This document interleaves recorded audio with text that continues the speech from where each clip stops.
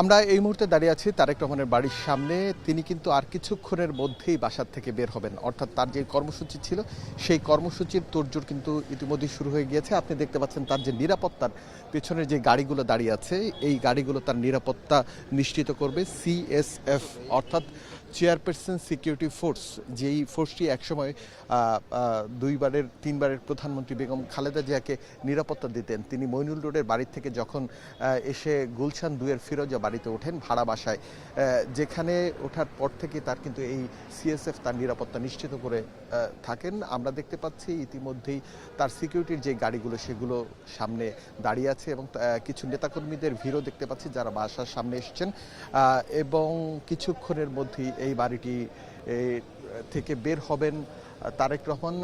আপনারা নিশ্চয়ই জানেন এই যে বাড়িটি 196, এই বাড়িটিতে তারেক রহমান এসে উঠেছেন গতকাল। এই বাড়িটি কিন্তু তারেক রহমানের বাবা জিয়াউর রহমান যখন মারা যান, এরপরে এরশাদ সরকারের তরফ থেকে খালেদা জিয়াকে দেয়া হয়েছিল, কিন্তু পরবর্তী সময় ক্ষমতার পট পরিবর্তনের ফলে এই বাড়িটি আবার সরকারি নিয়ন্ত্রণে চলে যায়। এরপরে এখানে একটি ব্রিটিশ আমেরিকান টোবাক্কো এটির অফিস করা হয়েছিল, এই অফিসটি এখানে ছিল। আমরা দেখতে পাচ্ছি ইতিমধ্যেই তারেক রহমানের সাথে যারা যাবেন, অর্থাৎ দুটি কর্মসূচি রয়েছে তার জন্য। একটি হলো যে জিয়াউর রহমানের কবর জিয়ারত, অপরটি হলো গিয়ে তিনি স্মৃতিসৌধে যাবেন, গিয়ে যারা শহীদ রয়েছেন 1971 সালে, যারা মহান মুক্তিযুদ্ধে মারা গিয়েছেন, তাদের জন্য শ্রদ্ধা নিবেদন করবে। ইতিমধ্যে আমরা দেখতে পাচ্ছি পুলিশ থেকে শুরু করে ডিবি পুলিশের কয়েকটি গাড়ি দেখেছি।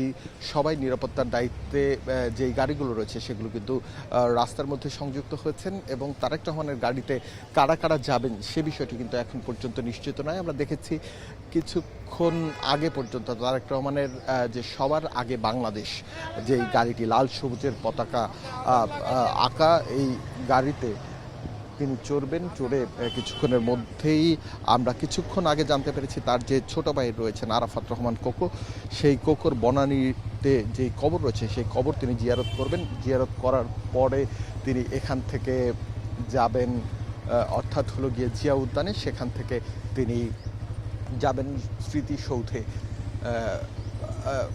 কিন্তু এখন পর্যন্ত আমরা যেই বিষয়টি দেখতে পেয়েছি যে নেতাকর্মীদের একটি ভিড় সামনে রয়েছে, গাড়িগুলো প্রায় 20 থেকে 25টি গাড়ি তার টিমে রয়েছে এবং এই প্রত্যেকটি গাড়ি নিরাপত্তা ব্যবস্থার জন্য। আমরা দেখেছি দলীয় নেতাকর্মী যারা রয়েছেন তারা এখানে এসে নিরাপত্তা নিশ্চিত করছে। আপনি নিশ্চয়ই জানেন যে 17 বছরের বেশি সময় পরে তারেক রহমান বাংলাদেশে এসেছেন এবং এই সময়টিতে তাকে যে বাংলাদেশ থেকে বাহিরে রাখা হয়েছিল সে বিষয়টি আপনাদেরকে একটু জানিয়ে রাখি। 2007 সালে যখন ক্ষমতার পালা পরিবর্তন হয় তখন তারেক রহমানকে গ্রেফতার করা হয়েছিল।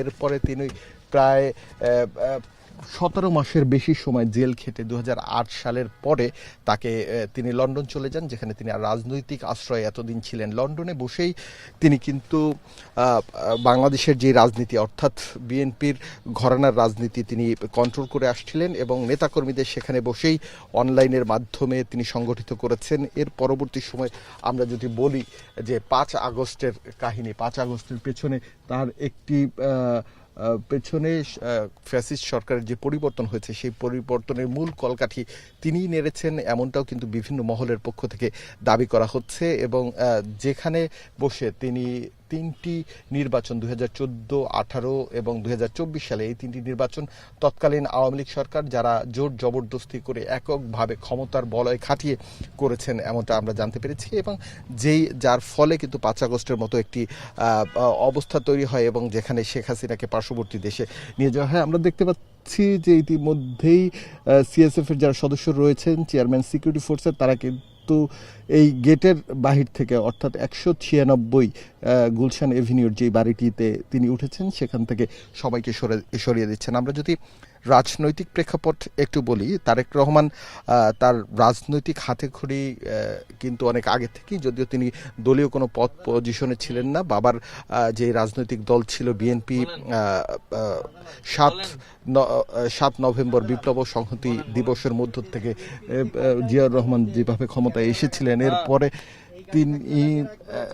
তিনি যেই রাজনৈতিক হাল ধরেছিলেন সেই রাজনৈতিক হালের পূর্ণতা কিন্তু তারেক রহমানের বগুড়ার একটি সদস্য পদ নিয়ে, অর্থাৎ 1988 সালে তিনি বগুড়ার গাবতলী উপজেলার একটি প্রাথমিক সদস্য পদ নেন উপজেলা বিএনপির। এরপর থেকেই রাজনীতির মাঠে তিনি সক্রিয় ছিলেন। যদিও 1991 সালে জাতীয় সংসদ নির্বাচনের আগে তার মা খালেদা জিয়ার সহচর হিসেবে সারা দেশের নির্বাচনের প্রচারণায় অংশ নেন তারেক রহমান, এবং যেখানে খালেদা জিয়ার যে 5টি আসনে নির্বাচন করেছিলেন তখন সেখানে তার ভূমিকা বিভিন্নভাবে নির্বাচনী কৌশল আঁকা, জনগণের দ্বারে দ্বারে যাওয়া, সেই জিনিসটি তিনি করেছেন এমনটা আমরা জানতে পেরেছি। এছাড়া 2001 সালের নির্বাচনে তারেক রহমানের ভূমিকা ছিল এবং যেই ভূমিকাটি বিভিন্নভাবে প্রশংসিত হয়েছে, যার যখন 2/3 আসন পেয়ে বিএনপি সংখ্যাগরিষ্ঠতা পেয়েছিল এমনটা আমরা দেখেছি। তারেক রহমান এই আর কিছুক্ষণের মধ্যেই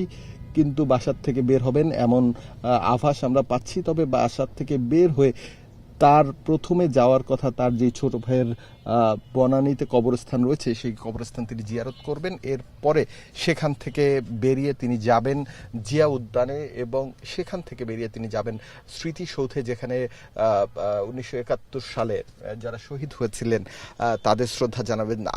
আপনাদেরকে একটু জানিয়ে রাখি, 2002 সালে তারেক রহমান দলের স্থায়ী কমিটির সিদ্ধান্ত অনুযায়ী বিএনপির জ্যেষ্ঠ যুগ্ম মহাসচিব হিসেবে দায়িত্ব পালন করেন, দায়িত্ব পান। যেই দায়িত্ব এটি কিন্তু তার আনুষ্ঠানিকভাবে এই যে বিএনপির গুরুত্বপূর্ণ পথ, যেই পথটি ধরে তিনি তৎকালীন সময়ে পাড়ায় মহল্লায় গ্রামে গ্রামে ঘুরে তার বাবার মতোই, যেমন জিয়াউর রহমান একসময় খাল খনন প্রকল্প হাতে নিয়ে সারা বাংলাদেশের কৃষকদের জন্য খাল কেটে পানির ব্যবস্থা করে তিনি কৃষির যে অভূতপূর্ণ উন্নয়ন করেছিলেন, তেমনি তারেক রহমান 2001 সালেও বিভিন্ন এলাকায় এলাকায় ঘুরে বিভিন্ন মানুষের সমস্যা, এছাড়া বিভিন্ন শিক্ষার সমস্যা কিন্তু দূর করার ব্যাপারে কাজ করেছিলেন। এই বিষয়গুলো আমরা দেখতে পেয়েছি। এখন আর কিছুক্ষণের মধ্যেই তারেক রহমান কিন্তু বের হবেন, সেই বিষয়টি আমরা আপনাদেরকে জানিয়ে রাখছি। এই মুহূর্তে তোড়জোড় চলছে এবং সেখান থেকে চেষ্টা চলছে যে কোনোভাবে নিরাপত্তা জনিত যেই বিষয়টি তারেক রহমানের এতদিন পর্যন্ত বড় একটি শঙ্কা ছিল, সেই শঙ্কাটি কিন্তু আমরা দেখতে পাচ্ছি যে এখন কিছুটা হলেও কেটে গিয়েছে। এই মুহূর্তে তারেক রহমান আর কিছুক্ষণের মধ্যেই বের হবেন, এবং আমরা দেখতে পাচ্ছি নেতাকর্মী থেকে শুরু করে তার সিকিউরিটি ফোর্সেস যেই তোড়জোড়, সেটিতে বোঝা যাচ্ছে আর কিছুক্ষণের মধ্যেই তিনি বের হবেন।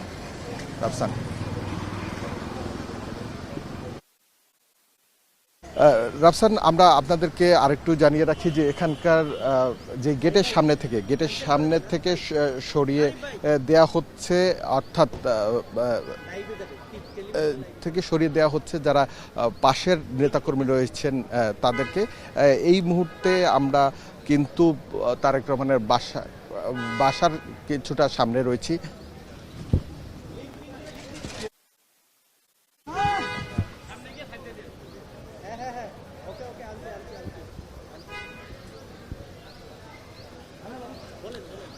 আমরা এই মুহূর্তে দাঁড়িয়ে আছি তারেক রহমানের বাসার সামনে। আর কিছুক্ষণের মধ্যেই তিনি কিন্তু বাসার থেকে বের হবেন, এবং আমরা দেখতে পাচ্ছি তার নিরাপত্তার দায়িত্বে যেই গাড়িগুলো ছিল সেই গাড়িগুলো রাস্তার মধ্যে সাজানো হয়েছে।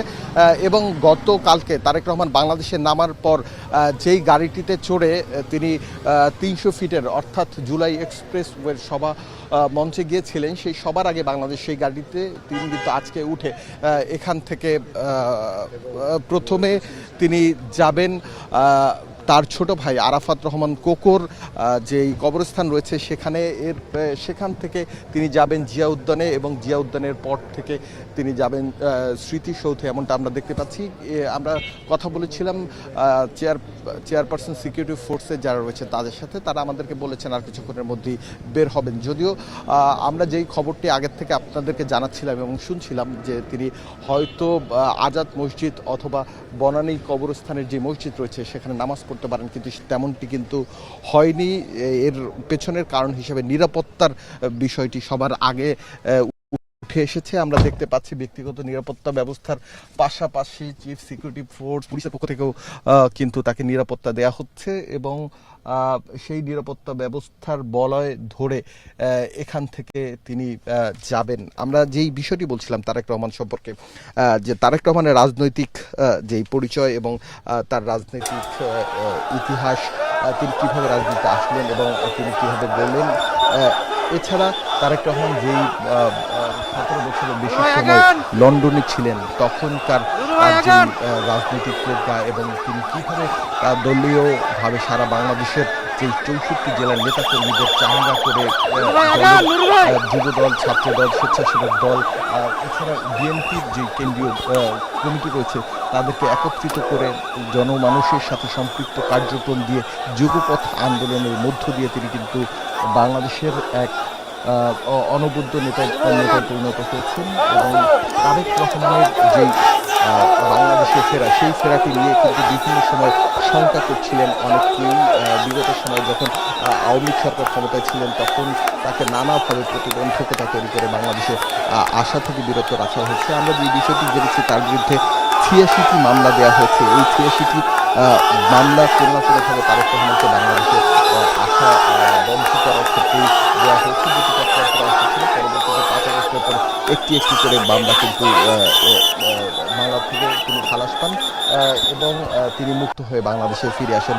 যদিও ওই সময়ের দুর্দিনের প্রেক্ষাপট যদি বলতে চাই, তারেক রহমান তখন কিন্তু ভিডিও কলের মাধ্যমে বিভিন্ন টেলিভিশন চ্যানেলের সাথে অথবা সংবাদপত্রে তার বক্তব্য এবং নিউজ প্রচারের ক্ষেত্রেও কিন্তু বাধা তৈরি করেছে তৎকালীন সরকার। এই বিষয়গুলো আমাদের সামনে উঠে এসেছে। এই মুহূর্তে আমরা দেখতে পাচ্ছি তারেক রহমানকে এক নজর দেখার জন্য নেতাকর্মীদের একটি ভিড় কিন্তু তার বাসার সামনে রয়েছে। যদিও সিএসএফ এর যারা সদস্য রয়েছেন তারা সেখান থেকে তাদেরকে সরিয়ে দিচ্ছেন। গাড়ি বহরের যেই কথা বলছি যে গতকালকে যেমন আমরা দেখেছিলাম আর্মির একটি সুউচ্চ দল যারা কিন্তু তাকে কর্ডন করে পায়ে হেঁটে এয়ারপোর্ট থেকে তাকে নিয়ে গিয়েছিলেন 300 ফিটের জুলাই এক্সপ্রেসওয়ের যে মঞ্চ রয়েছে যেখানে তিনি অভ্যর্থনায় পেয়েছেন সেখানে নিয়ে গিয়েছিল। কিন্তু তেমন দৃশ্য কিন্তু আজকে আমরা দেখছি না। আজকে সিকিউরিটির ক্ষেত্রে দলীয় যারা নেতাকর্মী রয়েছেন তারা তৎপর রয়েছেন, সিএসএফ তৎপর রয়েছেন এবং বেশ কিছু গাড়ি আমরা কিন্তু তার বহরের পাশে দেখছি যেগুলো দলীয় নেতাকর্মীদের, এমনটা আমরা নিশ্চিত হয়েছি। এছাড়া পুলিশের 2টি গাড়ি আমরা সাথে দেখেছি। আর্মির একটি টহল দল ইতিমধ্যেই কিন্তু চলে এসেছে যারা এখানে থাকবেন এমনটা আমরা ধারণা করছি এবং এই টহল টিমটি তার নিরাপত্তার ব্যবস্থা করবেন। একটি ভ্যানে করে জওয়ানদের এই টিমটি এখানে এসেছেন। দলীয় নেতাকর্মীরা আমরা দেখছি অপেক্ষা করছেন তারেক রহমান কখন বের হবেন বাসা থেকে, সেই সময়ের জন্য কিন্তু সবার অপেক্ষা ধৈর্য ধারণ করে আছেন। ইতিমধ্যেই আমরা যে বিষয়টি জানতে পেরেছি যে জিয়া উদ্যান থেকে শুরু করে সাভারে বিভিন্ন জায়গা থেকে নেতাকর্মীদের একটি ঢল কিন্তু এসে ওই দিকগুলোতেও পৌঁছেছে। বাসার সামনের অবস্থা যদি আপনাদেরকে জানিয়ে রাখি তাহলে তারেক রহমান এখন পর্যন্ত বাসার থেকে বের হননি, আর কিছুক্ষণের মধ্যেই তিনি বের হবেন। তার নিরাপত্তার যে বিষয়গুলো রয়েছে, কারা তার নিরাপত্তার দায়িত্বে থাকবেন এবং এই টহল টিমে থাকবেন, তিনি যেই পথ ধরে যাবেন সেই পথের নিরাপত্তা কারা নিশ্চিত করবে সেই বিষয়টি নিশ্চিত হওয়ার পরেই এবং তিনি বাসার থেকে বের হবেন। যদি আমরা আগে জেনেছিলাম তিনি দুপুরের নামাজের পরে অর্থাৎ জুমার নামাজের পরে তিনি বাসার থেকে বের হবেন। জুমার নামাজে তার কিন্তু আজাদ মসজিদ অথবা বনানীর কবরস্থানের পাশের যে মসজিদ সেই মসজিদে পড়ার কথা ছিল, কিন্তু নিরাপত্তার কথা চিন্তা করে তাকে সেখানে তিনি যাননি। তিনি বাসায় নামাজ পড়েছেন। বাসায় নামাজ পড়ে এখন তিনি দলীয় নেতাকর্মীদের জন্য বের হবেন এবং তিনি প্রথমে তার ছোট ভাই আরাফাত রহমান কোকো তার কবরস্থানে যাবেন, সেখানে গিয়ে জিয়ারত করবেন। আপনারা নিশ্চয়ই জানেন 17 বছরের বেশি সময় আগে যখন তিনি বাংলাদেশ ছেড়ে গিয়েছিলেন তখন আরাফাত রহমান কোকোর সাথে তার সর্বশেষ দেখা হয়, কিন্তু শেষ পর্যন্ত এই 17 বছরের বেশি সময় পর যখন তিনি দেশে ফিরলেন তখন কিন্তু আরাফাত রহমান কোকো আর এই পৃথিবীতে বেঁচে নেই। যদিও তার মা বেঁচে আছেন, যিনি এখন পর্যন্ত এভার কেয়ার হাসপাতালে মুমূর্ষু অবস্থায় আছেন এবং অনেকটা জীবন মৃত্যুর সন্ধিক্ষণে তিনি রয়েছেন, যদিও এখন পর্যন্ত তাকে আশঙ্কামুক্ত বলছেন না। তিনি সামনে জাতীয় সংসদ নির্বাচন ত্রয়োদশ, এই জাতীয় সংসদ নির্বাচনে খালেদা জিয়াও প্রার্থী হচ্ছেন বগুড়ার একটি আসন থেকে, তেমনি তারেক রহমানও প্রার্থী হচ্ছেন। আমরা যেই বিষয়টি বলছিলাম যে এই নির্বাচনকে ঘিরে বিভিন্ন সময় অনেক শঙ্কা ছিল, যে এই শঙ্কাটি তার মা যখন গুরুতর অসুস্থ হয়ে হাসপাতালে ছিলেন তখন নিরাপত্তা শঙ্কায় তিনি আসতে পারেননি অথবা আসতে পারছেন না। তার দেশে ফেরা না ফেরা তার একার ব্যাপার না, এমন মন্তব্য তিনি ফেসবুক স্ট্যাটাসের মাধ্যমে বিভিন্ন সময় দিয়েছেন। যদিও গতকালকে তিনি বাংলাদেশে নামার পরে সবার আগে বাংলাদেশ এবং উই হ্যাভ এ প্ল্যান, মার্কিন লুথার কিংয়ের যে একটি উক্তি ছিল, আই হ্যাভ এ ড্রিম, তেমনি তারেক রহমান বাংলাদেশে এসে যখন মঞ্চে উঠলেন, উঠে যেই সময়টুকুতে বক্তব্য দিয়েছেন সেই সময়টুকুতে তিনি স্মৃতিচারণ করেছেন জুলাই যোদ্ধাদের। তিনি বলেছেন তিনি স্মৃতিচারণ করেছেন ওসমান হাদির, এছাড়া তার যে বিভিন্ন দিক থেকে তার কাছে যে একটি প্ল্যান রয়েছে, বাংলাদেশে শান্তির বিকল্প নেই এবং বাংলাদেশকে সামনে এগিয়ে নিয়ে যাওয়ার জন্য তার যেই 31 দফা ছিল, যেই 31 দফা বিভিন্ন সময় তিনি বিভিন্ন মাধ্যমে তুলে ধরেছেন এবং জনগণের সাথে এই 31 দফা নিয়ে তিনি কথা বলেছেন, বিভিন্ন মহলে কথা বলেছেন।